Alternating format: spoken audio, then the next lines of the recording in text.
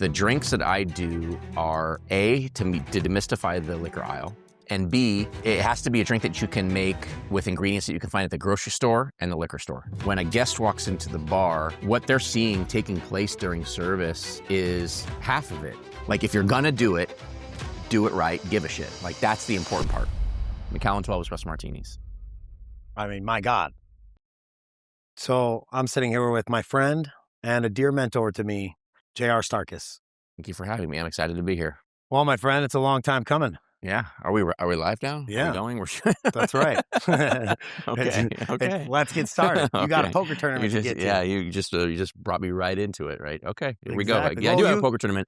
They asked me to play in this poker tournament, and I think the last time I played poker, it was like with my father for like nickel, dime, quarter. I haven't played. That's what my dad likes to play, nickel, dime, quarter. You know, that's what we played. I learned to play poker when I was like, 6 years old, 7 years old, whatever it was. And we had change around, so we played nickel, dime, quarter. So if you bet a quarter, like, you must have a full house or something, So, but yeah, it's been a while since I played poker. I'm excited. I mean, my God, like I get the occasional pickup game with friends, So this is the first time since nickel, dime, quarter. I get asked to play like pretty often, actually, to be honest with you. But I just never do play. But now this is a work charity event, and they said, "Hey, could you play?" And I'm like, "All right." So I will either bust out in like 5 minutes, or I will win the whole thing. There will be no in between. See, that's always been my strategy for a long time, because I get real crazy right in the beginning, and to like scare them away or something. Well, just because I go, I'm not good enough to be like, well, we're gonna play the long game here, so I gotta get real, like, bully the pot right away, and if I'm lucky, it works out. A little club soda for you. Thank you. If I'm lucky and it works out, I definitely. Is it because I'm covering up labels? Yes. Well, you got to respect the brand, bro. Let's start there, actually. Okay. You work for Southern Wine. Yes. You are the director of new business development. Director of business development for new accounts. Boom. Yes. What does that mean? So a few years ago, they did a little bit of restructure in the company, and it was kind of because they discovered that they needed the help that the sales team was asking for was, hey, like, we have all these new places that are opening up, and they're incredibly time consuming to work with in that environment. And so they started this category for the company to have people that would open these new accounts, to be the face of the company for anybody that's opening. So my role is, when you open G's Bar, then you're going to work with me, because I'm going to help you with your opening paperwork. I'm going to help you with anything with our book. I'm going to help you with pricing and tasting. Now, there are a lot of different customers. Some of them, educated like yourself, kind of know like what they want, right? That's kind. But others don't know anything about opening a business whatsoever. I mean, and I don't say that disrespectfully. It's just the way it is. I've had new accounts call me and ask me, surprised that we had wine, and when in the name of our company is Southern Glazers Wine and Spirits, or now it's officially Southern Glazers Beverage Company. Oh, but okay. Yeah, it's officially, because we're into a bunch of different stuff now. But when it was Southern Glazers Wine and Spirits, they would be like, "Oh, you sell wine?" Well, yes. Okay. Well, do you have Merlot?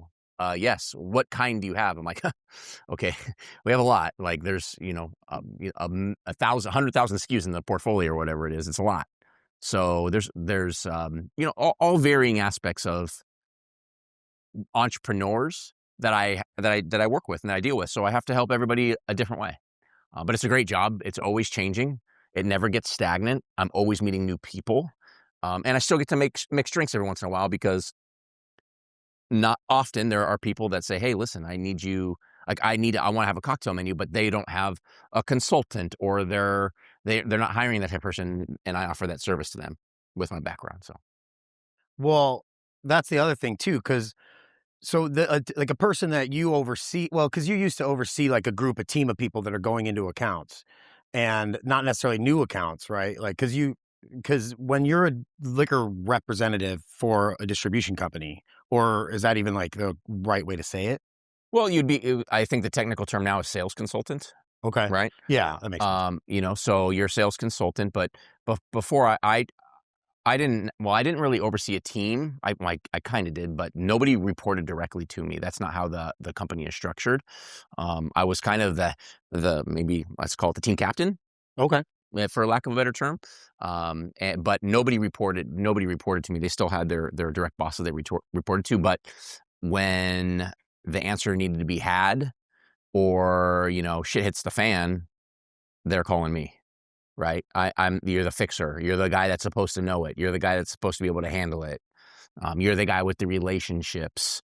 You're all those things, right? So that was my job. Prior to that, I was, you know, the director of mixology for the company. So I did have a team of mixologists that we were strictly developing cocktails for accounts in the city. Now, that environment has since changed, A, because there's plenty of really, really qualified people in the industry, and B, there are more independent consultants and companies out there now than there ever have been, and so there are a lot of these companies that are just hiring these people to do the drinks for them, all right? So that's happening a ton now.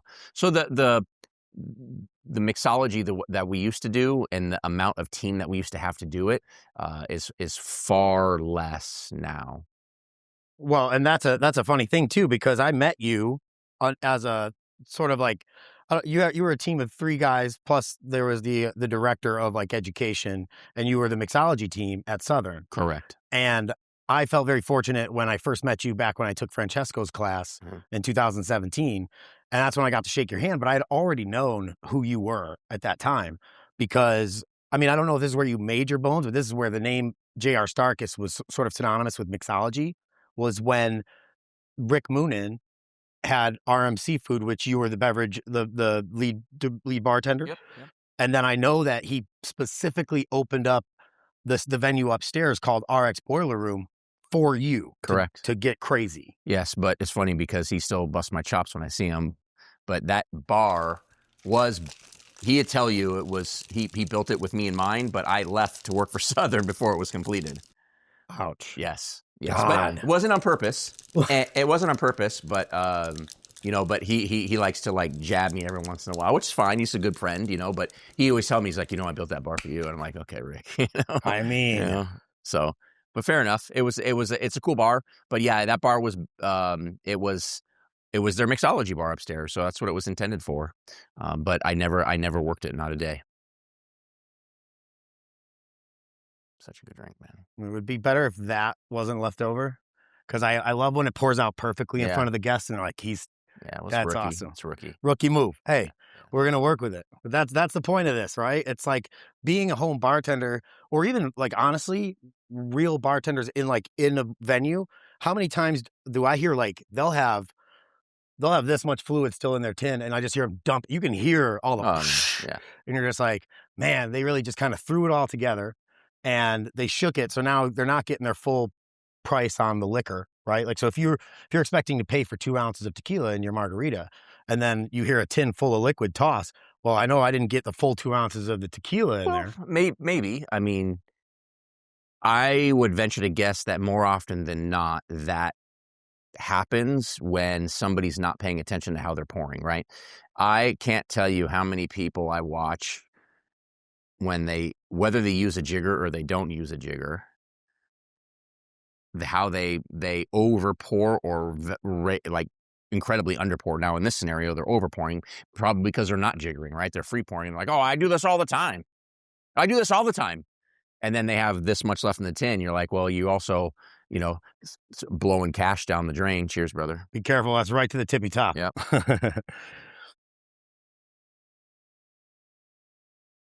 Fantastic. See, bro, I love that drink. That's awesome.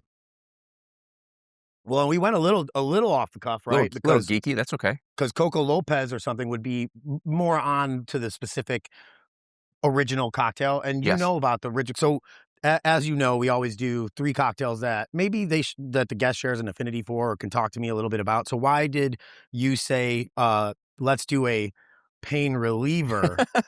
Because Pussers owns the name of Painkiller. It's trademarked. Yeah. So this is a pain reliever, but made almost identically to a painkiller. Correct. So tell me about the painkiller. So, the original painkiller, I got to enjoy it when I don't even remember the year. I was in the British Virgin Islands on the Jos Van Dyke Soggy Dollar Bar is where they make the painkiller. And talk about a dream job for a bartender, man. Like, people coming up in their swimsuits all day long. You make one drink all day long. You know exactly what everybody's going to order, right? You can pre-batch it because everybody's coming there for that. But the Soggy Dollar Bar in the island of Jos Van Dyke in the British Virgin Islands, I got to go. I was actually on a trip with the Cruise and Rum that year. Wow. And they took us to it. And they call it Soggy Dollar Bar because it's on a beach, but the only way to get to it is you bring a boat and you anchor and you jump in the water and you go up to the bar. There's no like dock or anything. So you anchor, back down, jump in the water. So you're coming up with soggy dollars. That's right? amazing. And just something about that drink, right? With pussers, creme of coconut, pineapple, orange juice, a little grated nutmeg on top, is just a classic way of making a drink. It's basically the unblended pina colada, right? So if you like a pina colada, you're going to like this drink. Absolutely. And it's super easy to make. It's super easy to duplicate. If you make it for yourself at the pool this summer or whatever, it's just great. And I remember it specifically because I remember drinking a lot of these drinks when I was there, and I got back from the trip and somehow I lost like 5 pounds. I don't know how. I didn't get like sick. I ate like crazy. There's a lot of fried food in that part of the world, but I somehow lost 5 pounds. And so I don't know if there's like some sort of magic elixir here or whatnot, but this kind of makes me think of how you are as a person, as a leader or a boss because I did part-time mixology for you as sort of your assistant when you would have accounts that you were showing when you were still the mixology. Well, it's very rare because I mean, they got so much going on, and you and Livio are really trusted as far as like making beverages for random one-off special events, occasions, not necessarily with an account in mind. But it was really rewarding to watch. Like it was like Goldilocks because you had Michael Prisdale, and Max Solano were specifically the ones that I always worked for. Mm-hmm. And you all would have a different style. Yeah. And you go from Max Solano, who's really loose but really fun, right? But like he would just be like, "There's your list of things to get. Good luck." And then I'd have Prisdale, who he would have he's like, "I pulled some of the stuff that would be hard to find, and you got this, but we have this. This is how we're going to do it."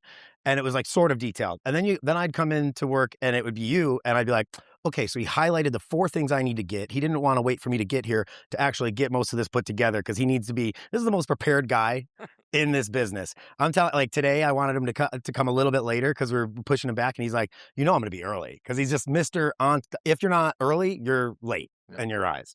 And I always looked up to that. And it makes me just think of how your reputation in this town for being the guy that just, if you ask him, "Can you do this for me?" You not only can count on that it's going to be done, but that it's going to be done pristinely, very clean, or you wouldn't do it. Thank you. Absolutely. It means a lot. And I think that's a testament to my father. He raised me to be a man of my word, pay your bets, be a man of your word. He raised me to, if you shake somebody's hand, that's the contract, And so I take a lot of pride in that. For me, if I say I'm going to do it, it will be done. And if it's not, then that's a reflection on me. And I don't like that. I don't like those negative reflections on me. But at the same token, I won't tell you I'm going to do it if I'm not going to do it. Right. So that's very important to me. And yeah, when it comes to prepping for a cocktail presentation or something that I'm doing for Mr. Ruvo, I take a great amount of pride. I tell people all the time, I would rather be done and stand there with my arms crossed for an hour waiting for the guest to arrive than frantically be scrambling, waiting as the guest is walking in. That's me personally, right? Are you referencing today when I was setting up for this exact I am not. podcast? I am not, but actually I was saying it. I was like, oh shit, I'm talking about G. I am pointing directly at it with my mind. But no, that's how I work, because I have learned that over the time that I've been doing these events, like there's going to be plenty of other like things that come out of left field for you. So I know that I am prepared all here, and anything you throw at me left field, then that's just a simple grab. versus, oh, I don't have that or any of the other stuff I needed for this. Like, but I am locked in. I am ready. I make sure that I have all my mise en place in order. Everything is there. It is double and sometimes triple checked. And so and that's also for the people that I'm presenting to, right? If I have a customer in our industry coming to taste cocktails and they have 2 hours, I need to have them out in 2 hours, right?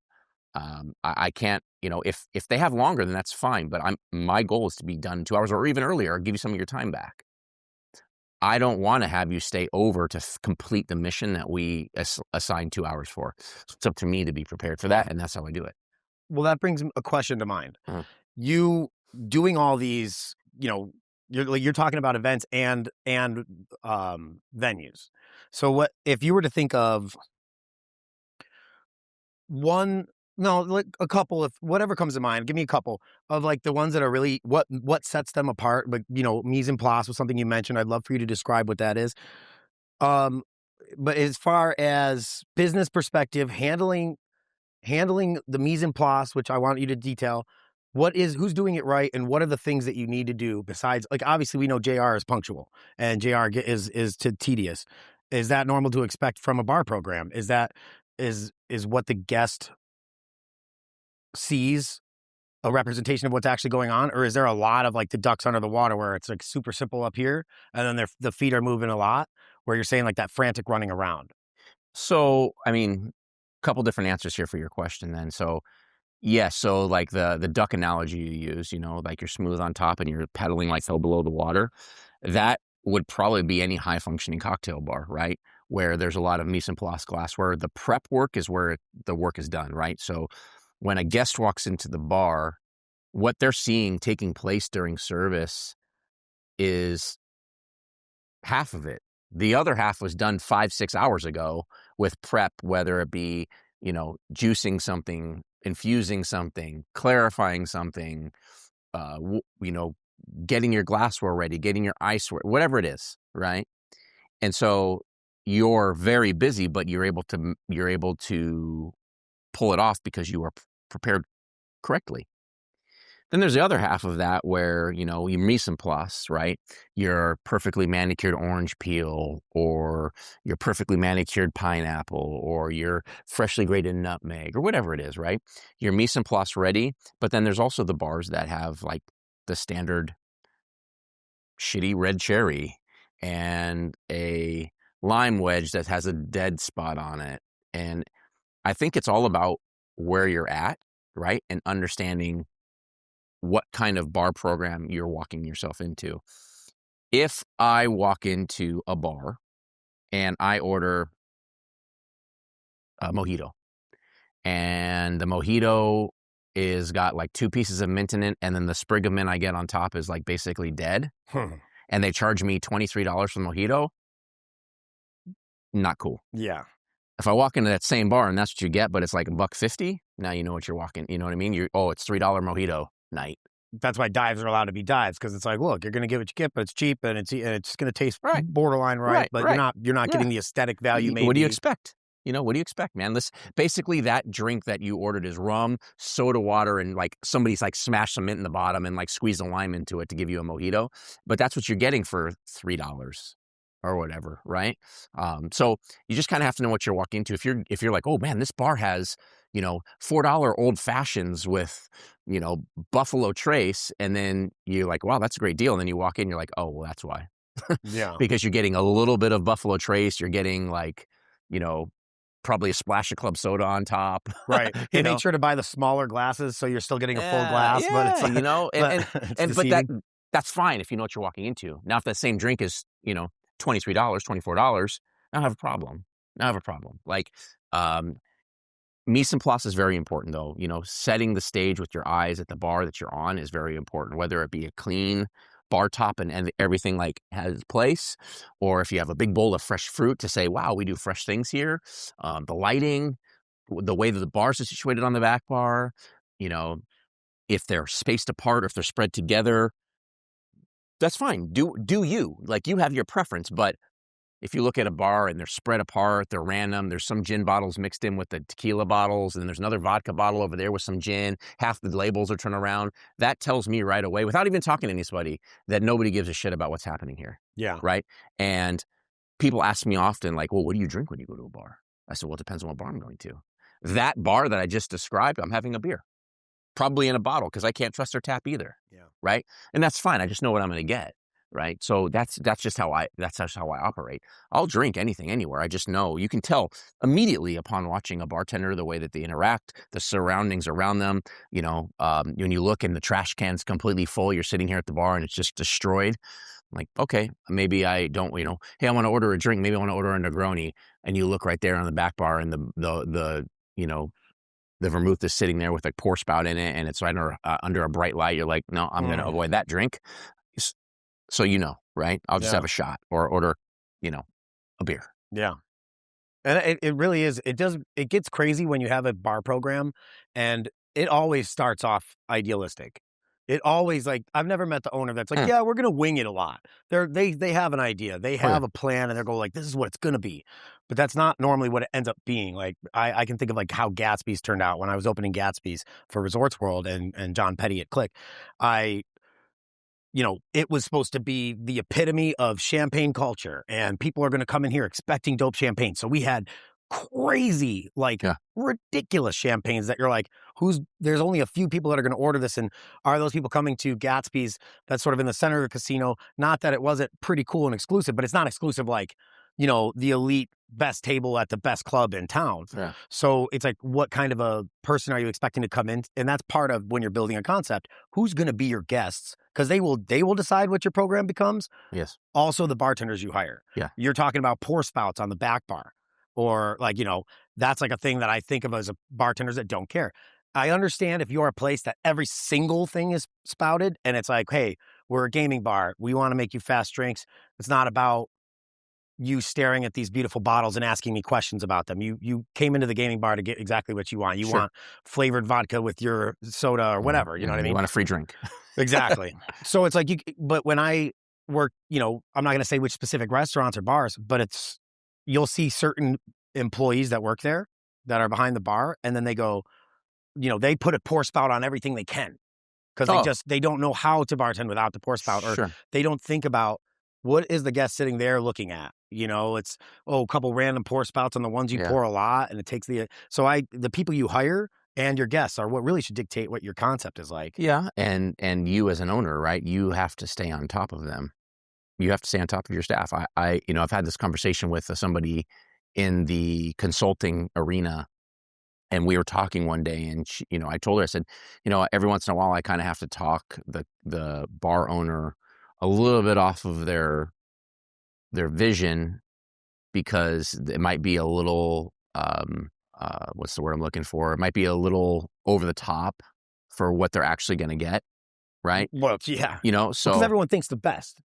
Yeah, like, I'm going to hire the best staff. Okay, that's great. I hope you do. And then they're good luck. But then they're asking me, JR, I really want to do, name your over the top presentation, right? Clarify this, fat wash that, whatever, things that take specialty, equipment, right?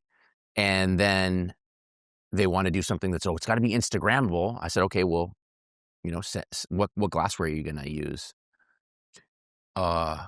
We don't really have glassware. Okay. Right. This is automatically telling me something right away. And the conversation I had with this consultant was, I told her, I said, I try to talk people a little more into reality with what their program should look like. And she says, what, you don't empower them and give them what they want? I said, of course I'll give them what they want. But at the same time, my job is to help them understand what reality looks like. If they insist that they want to do the drink, then I'll be like, okay, here's the centrifuge you need to buy. Because they want to do a clarified something or whatever. Here's a centrifuge you need to buy.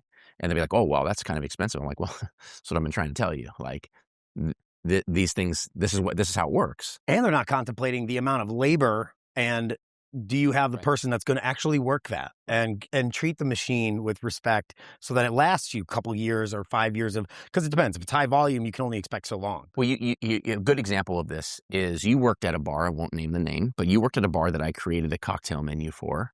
And it was around COVID, after we were coming back into opening things up. And it was an Italian restaurant. And at this restaurant, they had this concept for what they wanted to do for their cocktail program. And I told them, I said, listen, I said, and this is the time, and if you're listening to this and you're in the industry, you probably understand. There was a time after COVID that finding good employees was very, very difficult. Right? Oh, wait, that stopped? What's that? That stopped? Well, it's becoming better now. Okay. But at one point, it was torture for these restaurateurs. And I told them, I said, listen, I'm going to give you a cool concept that I think you should roll out. And it will be Italian forward, but it will be something that no matter who you hire, they can pull it off. In 6 months, when you find your champions, let's move it. Let's change it to something cool. I said, but you're going to have people that don't show up to work, that are not capable, that maybe lied to you about what their real capabilities are.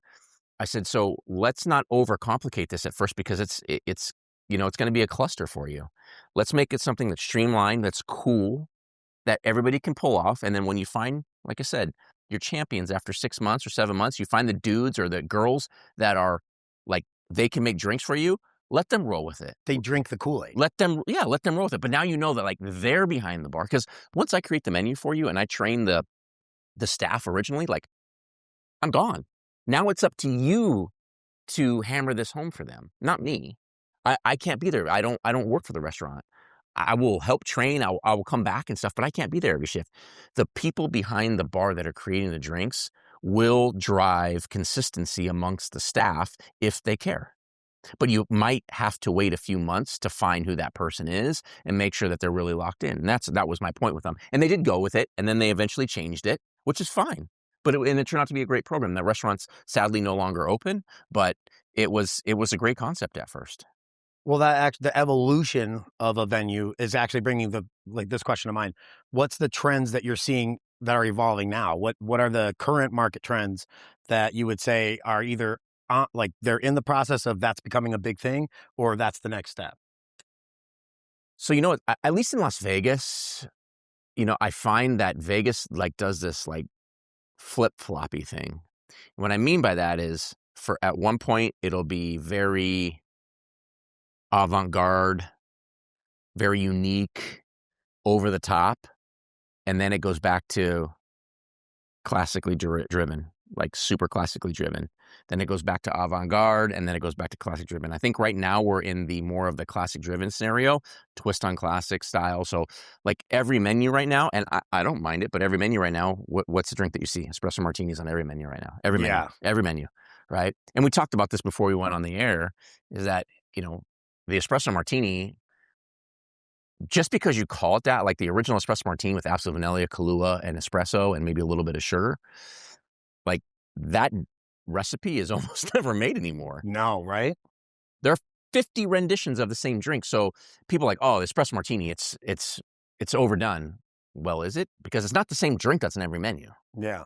Some people do it with bourbon and like maybe a little bit of an Amaro. Like they'll do it with Bullet bourbon and like a little bit of a Verna or something. And Reposado tequila, right? Reposado tequila is another one, right? But I had one yesterday with Scotch.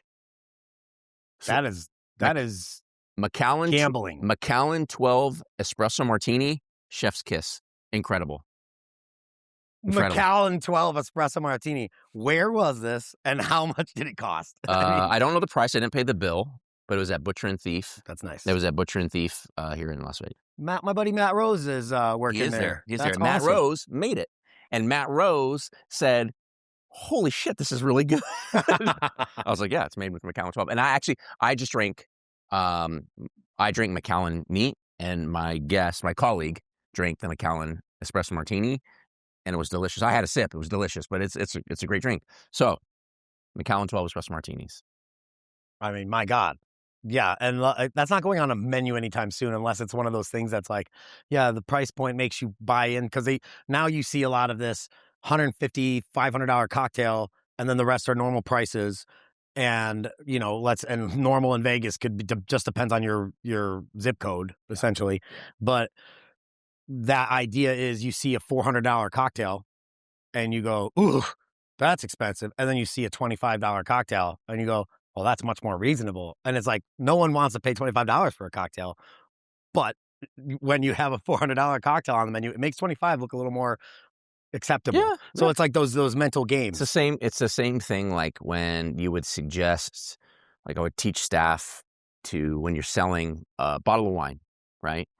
Have some bottles of wine that you know in each category, and have one at a low price point, have one at a medium price point, and have one at a high price point, right? So let's say you have a bottle of wine for 45, a bottle of wine for 80, and a bottle of wine for 175, right?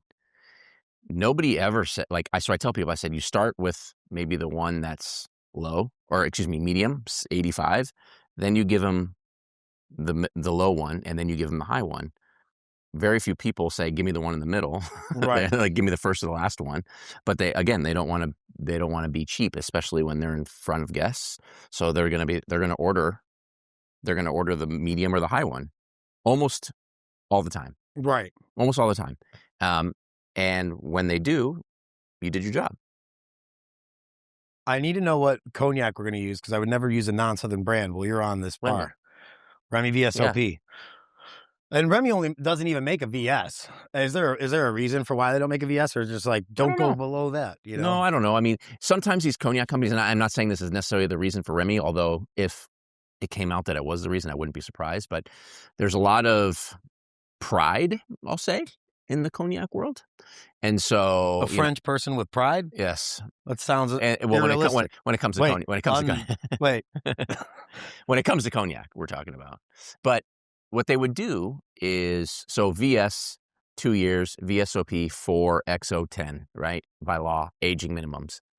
But what they would do is they would come out with a VSOP, very superior old pale, by law, minimum 4 years of aging. And maybe it's aged for 10 years.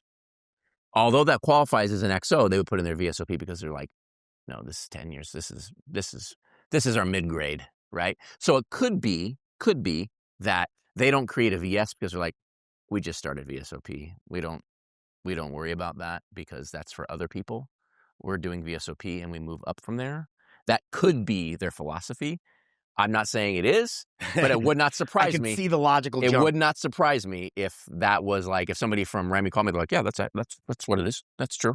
Well, and then that brings to the point, what is their master? What is their level? Like that we know, but what does the audience not know about our Remy VSOP? What does that become? Well, I mean, their top end is Louis XIII, right? That's the one you're talking about, I'm assuming. That's Cognac eau de vie that are in the range of 100 years or up to 100 years old. And there are 2,000 eau de vie in the blend that make Louis XIII. So it is a masterpiece in a bottle, Baccarat crystal. The current, what I think is pretty cool is that the current maker of Louis XIII will never see his product come to light. Right? They'll never see it. So the current cellar master at Louis XIII is working on the last guy's stuff. The last guy never saw his stuff. This guy will never see his stuff. They're dead and gone by the time it's released or will able to drink it. So my God, yeah. So I think that's pretty cool, right? That they're working on something that they'll never in their life be able to taste the finished product. My God. So that tells you like the difference between a craftsman and just a person trying to make a dollar. Right? Yeah. Like everyone needs to make money. We need jobs that pay. That's what that's for. But and then at the same time you go, how do you find the person that cares so much that they don't need to see the finished product? That's not why they do it, and it takes, I don't know, probably 20 or 30 years before you're even allowed to consider being the person that is curating that. Every bottle of Louis XIII is a time capsule. Every bottle is a time capsule. And I think that's pretty cool. And that's, for the general consumer, when they're out in the liquor store and they're like, why the hell's that bottle so expensive? That's why it's so expensive, right? It's old. It takes time.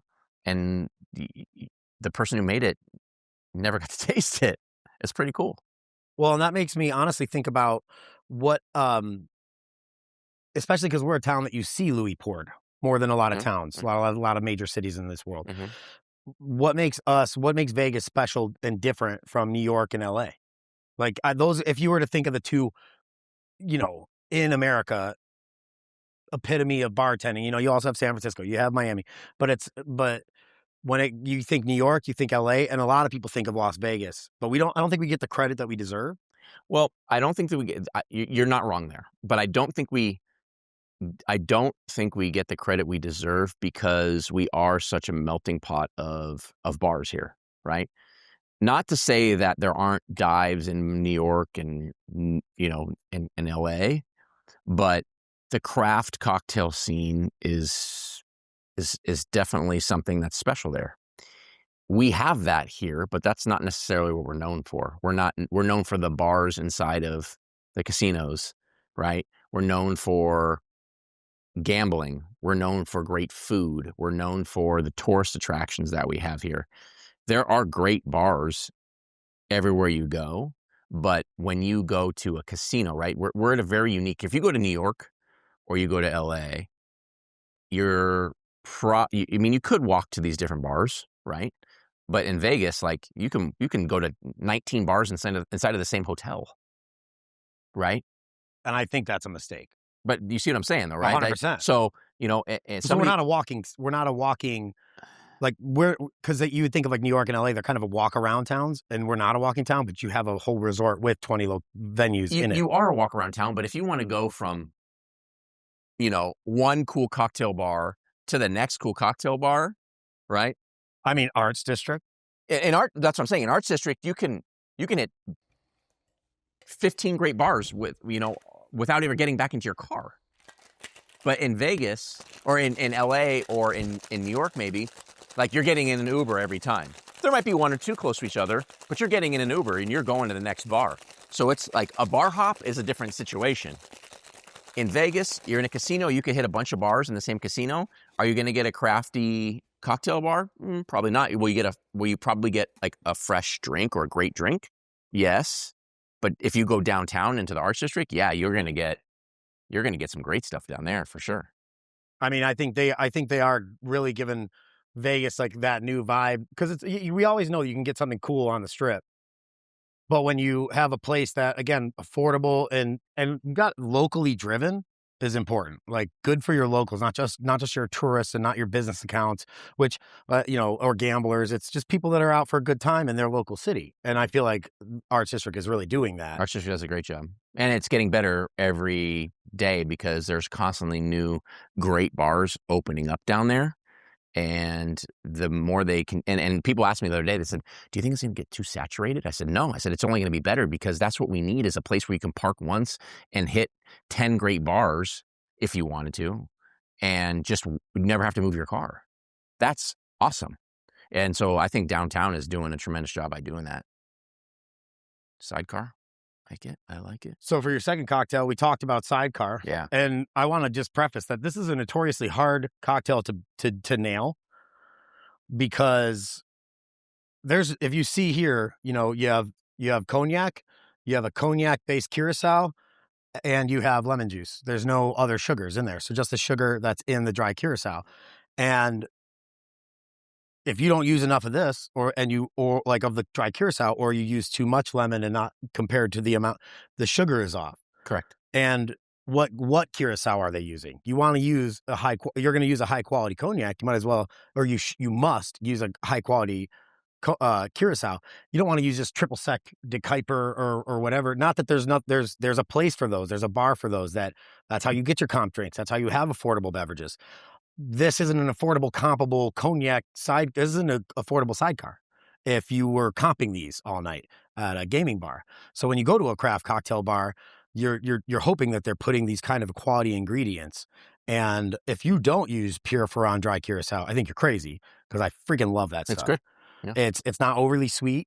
And when I'm doing a cognac-based spirit, I want to use a cognac-based orange liqueur, triple sec, Cointreau, so, what have you. But so the other things you could use in lieu of Pierre Ferrand, besides some other brands that I'm not, calling to mind, you have Grand Marnier could be used, and Cointreau would all be a really nice, beautiful sidecar. But the difference of like one, whereas this is based with Cognac, it's a little less bright, a little more rich than Cointreau would be. A little more like orange peel than, that's what I get. Or like orange, like toasted orange or roasted orange is what I get from that one. Absolutely. Yeah. Now, why was this one of the cocktails that came to mind for you? Because every time I drink a sidecar, I think to myself, why don't I drink more Cognac? I mean, Cognac is one of those spirits that every time I drink it, I ask myself why I don't do it more. And as a cigar smoker, you would think it would be like almost an automatic kind of go-to, but I don't. And this drink is quintessential. It's classic, obviously. I love it. When I make it, typically the way you made it is tremendous, but I find that when I make this for the average consumer, it might be a little too sour for them, a little too much acid. So I usually add just like a bar spoon of simple syrup to just knock it out a little bit, because I think that they like a sweet drink. That's really the purpose of the sugar on the rim. That's why it's there, to give you that little bit of sweetness because of the acid. But I think just a skosh, just a touch, or a what do we call it? What did we call it before? A scant. Scant.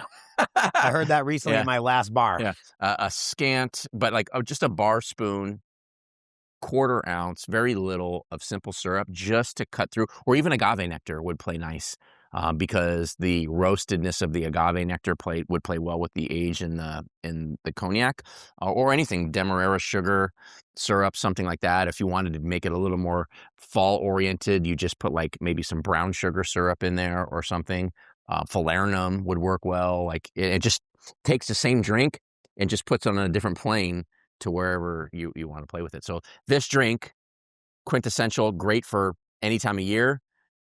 Put a little bit of falernum in there, boom, now you got a fall drink. Yeah, and this isn't a cheap drink either. No. Ounce and a half of a VSOP Cognac. I did an ounce of the dry Curaçao to have enough sugar to have it balanced, and I did 3/4 of lemon. Yeah, so this is not a drink that you're going to find on a cocktail menu for $14. No. Right. It's not. Exactly. And it just wouldn't make sense. That's the thing that people don't really understand about what's going into their cocktail.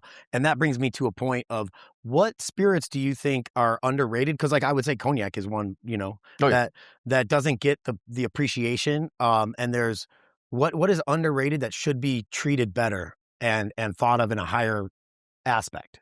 Well, I think it's Cognac, honestly. It's part of the reason I chose this drink, because people don't think about it. And people think of Cognac as, you have to drink it neat. You have to drink it out of a snifter. And it's only for like sitting by a fire. Right. Right. That's the. Though it is the best pairing with a cigar. Yeah. I mean, one of the best pairings for a cigar. But it's painted itself into this corner to a degree for the general consumer to think that's the only way you can drink it. So when you make a drink like this and you put it on a pool menu, right? They're like, they don't know how to react to that, because they're not used to seeing Cognac as something that you would drink other than in wintertime. Unlike the drink you're going to make now, right? Am I going to make it, or are you going to make it? You're going to make it. That's right. It's your bar, buddy. Okay. Well, I mean, God, the master himself. I mean, we see JR makes drinks all the time on Instagram, and I wanted to, see the guy in action, because you have a very honest and very to the point Instagram and it's called JR Makes Drinks. Yes. And I know you work with ESPN too. I did, yes. That show that I was on, did it for 13 years. That show has recently been taken off the air, so I'm not doing ESPN currently. I'll also do the VSiN, Vegas Sports and Information Network, every once in a while. Usually 4 times a year, 5 times a year. That's broadcast out of Circa here locally in Las Vegas. If you ever go to Circa and you're downtown and you see their big studio there, I'll do it with those guys. But the drinks that I do on JR Makes Drinks, or the drinks that I do for VSiN, it's always intended for the at-home bartender, right?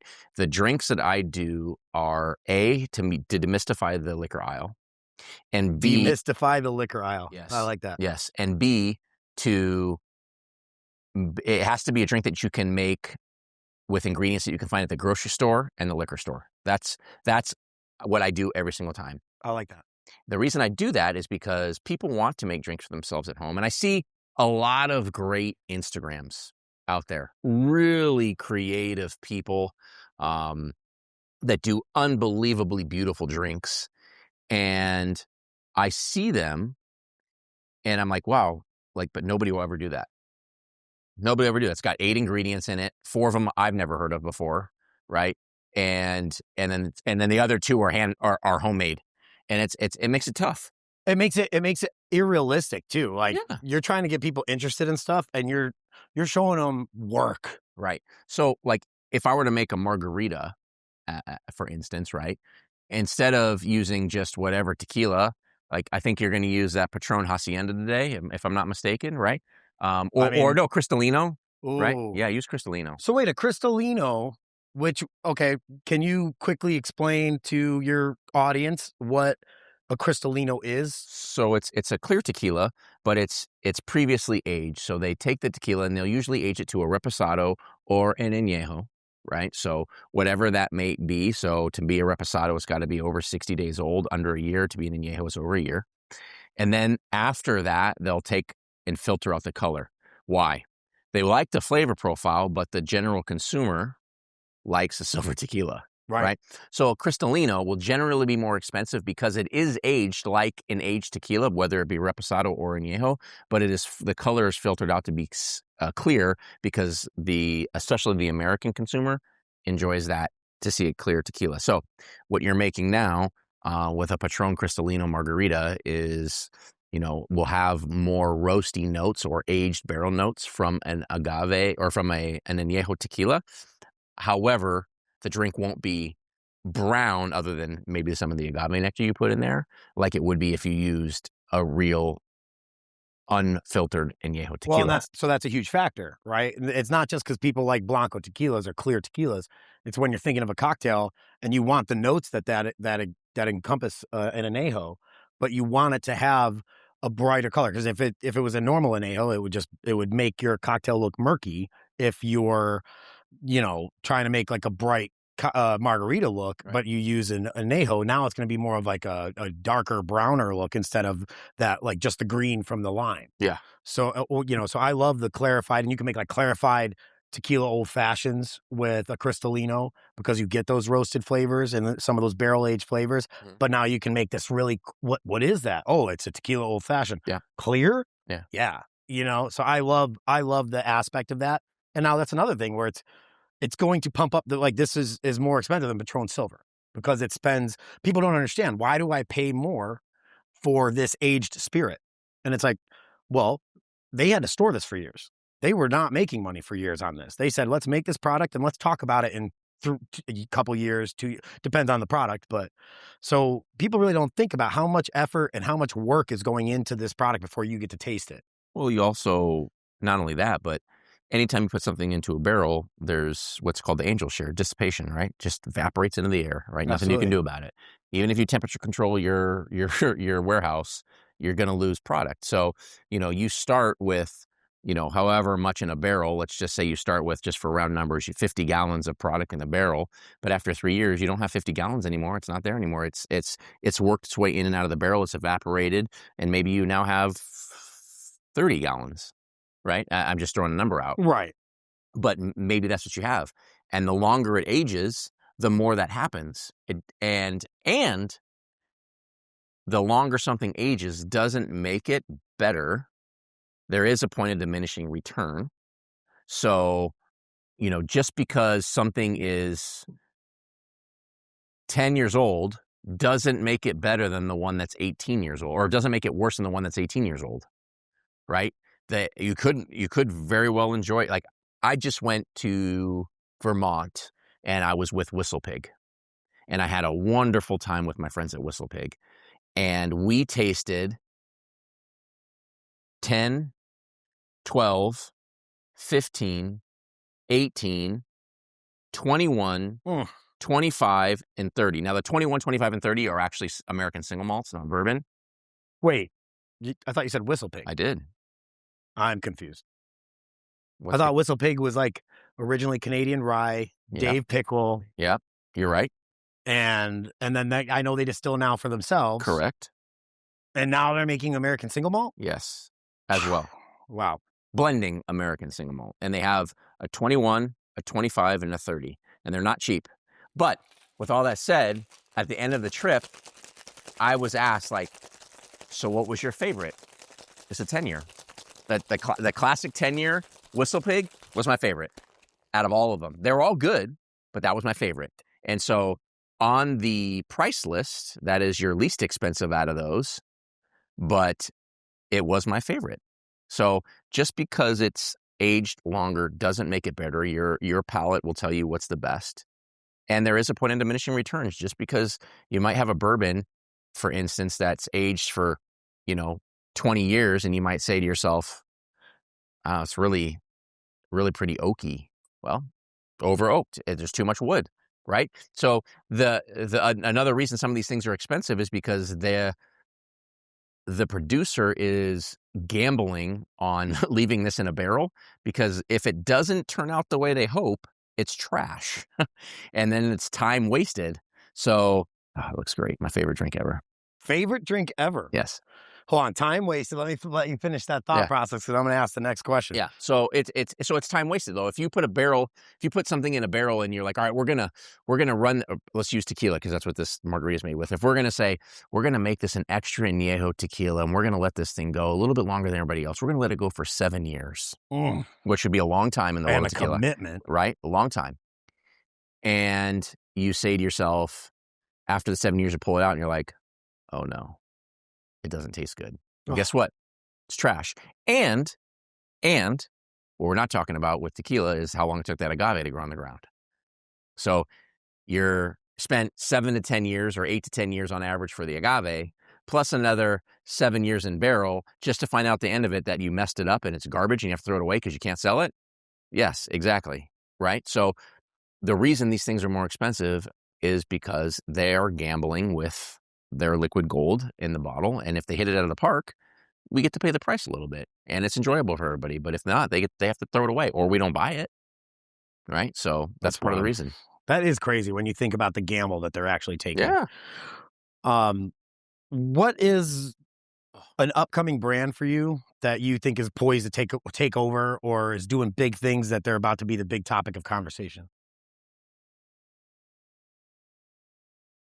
Weber Ranch Vodka. Ooh, I love this. Also, they were, for my first season, they were the people that gave me 8 bottles and said, have fun. No strings attached, nothing. They said, have fun. We just want you to play with it on the podcast. Weber Ranch Vodka is one of the most fun brands I've had in a long time.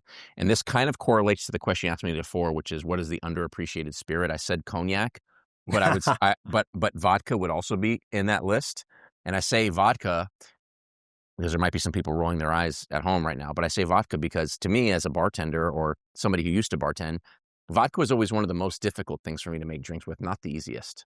People are like, oh, it doesn't taste like anything. Yeah, that's why it's hard. Yeah, I have no nuance to go off of. It's just the other ingredients plus blank. Blank space that you have to compensate for. Correct. So to me, it was always one of the most difficult things to make drinks with. Weber Ranch is the world's first 100% agave-based vodka, which means that they're taking agaves and they're distilling them up to a vodka over 190 for legal purposes in America, and then bringing it down with water to 80 proof. But when you taste it, it is like vodka and tequila had a baby. It is so good. Blind taste people on it. Some people say it's vodka. Some people say it's tequila. But every drink you make with vodka or tequila works with Weber Ranch Vodka.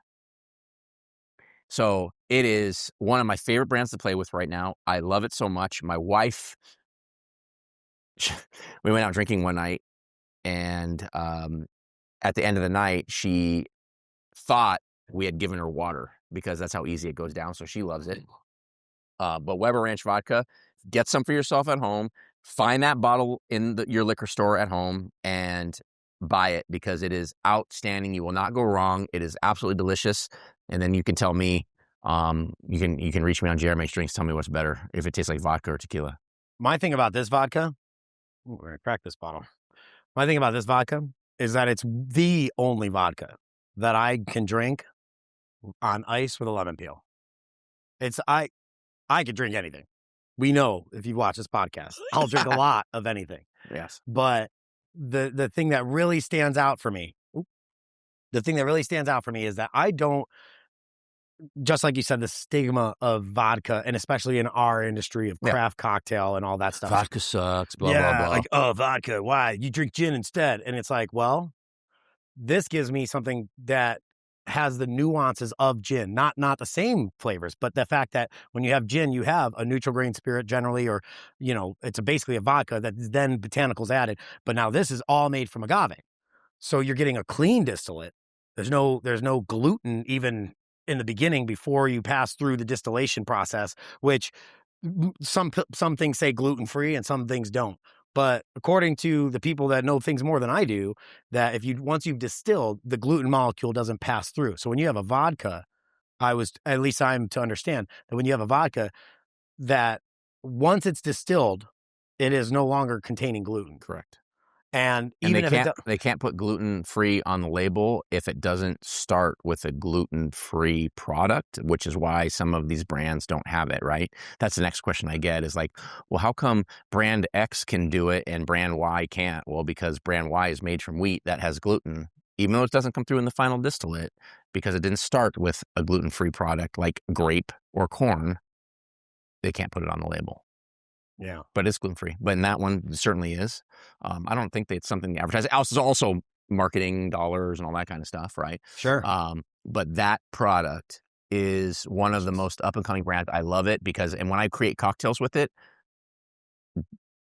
kind of harkening back to our conversation just a minute ago of having like nothing to base the drink off of, there is something there. There's flavor there. So when I build drinks off of that, I usually build it as if I were working, at least in my head, I build it as if I'm working with tequila, but it comes off a lot lighter than it would if it were just tequila. Right. So it's just so much more versatile, in my opinion.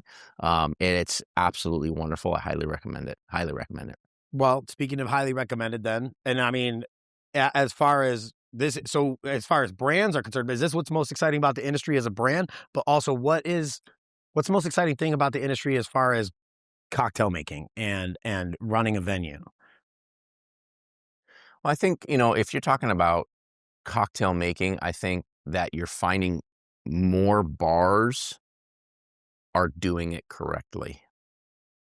What I mean by that is, for a long time, there was a lot of bars that really didn't care. And there are still those bars. Okay, thank God. I was gonna be like, well, there's still those bars. But even now, right? Here's an example. Years ago, I had a cocktail presentation, and when I did the cocktail presentation, when the guests arrived, I put out the menu for the day that I was making for them. And before I made a single drink, they flipped through the recipes and they're like, before you make a drink, I have to tell you, I see here that you have fresh lemon juice, fresh lime juice, fresh juices. I said, yes. He said, yeah, we're not going to do that. I said, what do you mean you're not going to do that? They're like, we don't have fresh juices. I said, well, do you have lemons and limes? Well, yeah, we use them for garnish. I said, well, then you have fresh juice. Yeah, we're not going to juice fresh juice. I said, okay. So I had to scrap my entire cocktail presentation on the spot and make drinks without fresh juice. Now, my way around it is every drink had like a muddled lemon or lime or both in it, right? Give it a little bit to give it some acid. Real oils and stuff. But those bars, at least for me, I don't see that anymore. Everybody's like, yeah, it can't be difficult, but we want it to be good. Yeah. Right. So if they're going to be like, hey, Jared, can we just get some classics? Like, give me a great margarita recipe. If I put fresh lime juice in the margarita, which I would, they're not going to scoff at it. They're going to be like, okay, that's how you make it. So they're doing it correctly. They may not be the most advanced cocktail program in the world, but at least there's an attempt to do it correctly. And that I appreciate tremendously, because that's, you go to a bar, I mean, and you want a great drink. Like if, you go to a bar and they're like, oh yeah, we don't put any of our beer in the fridge. What are you doing? Right. That's essentially the equivalent to me. Like, you're just going to serve me a warm beer. Are there places for that? Maybe.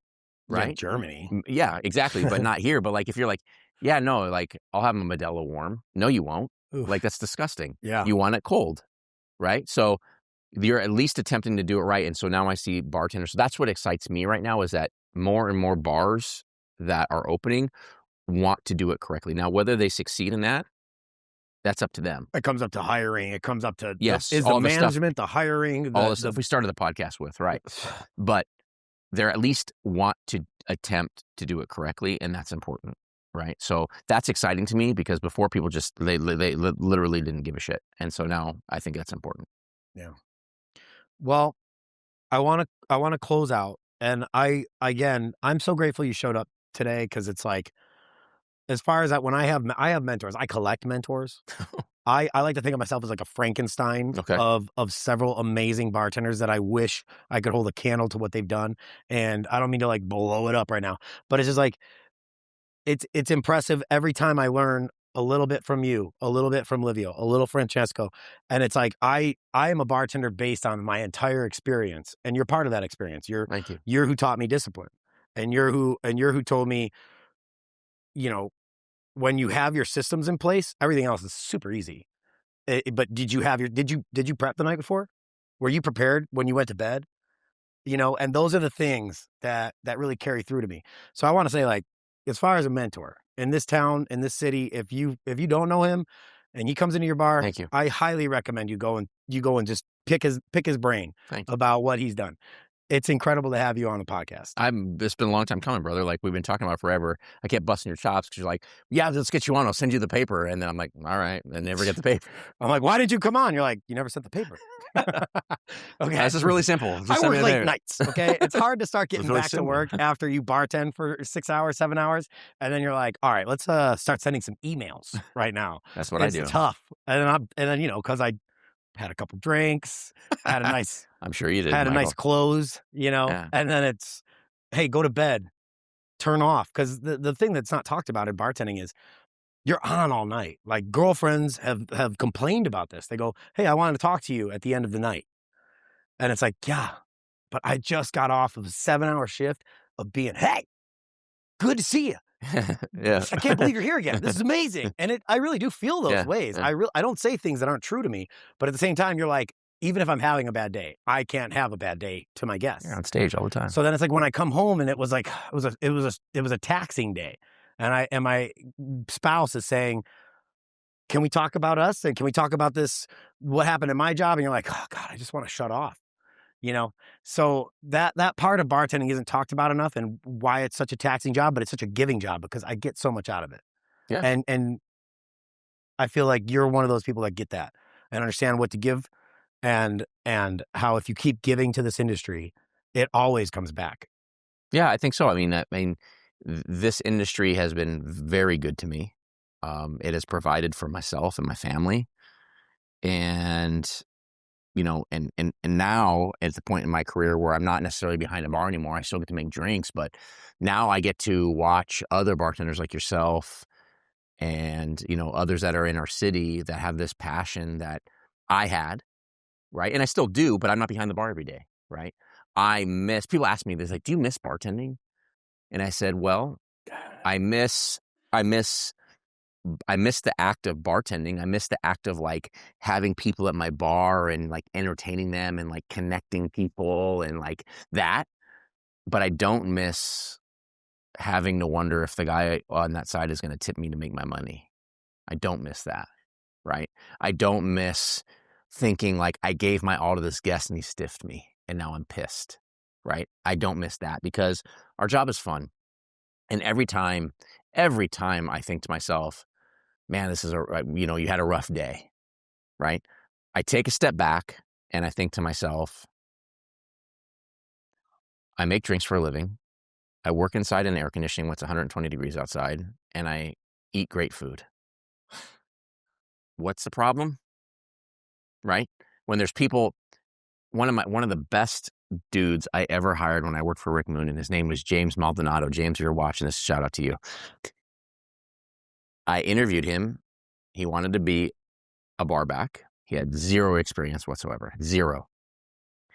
And so I asked him, I said, well, what do you do now? He's like, oh, I work in the steel. I said, what do you mean work in steel?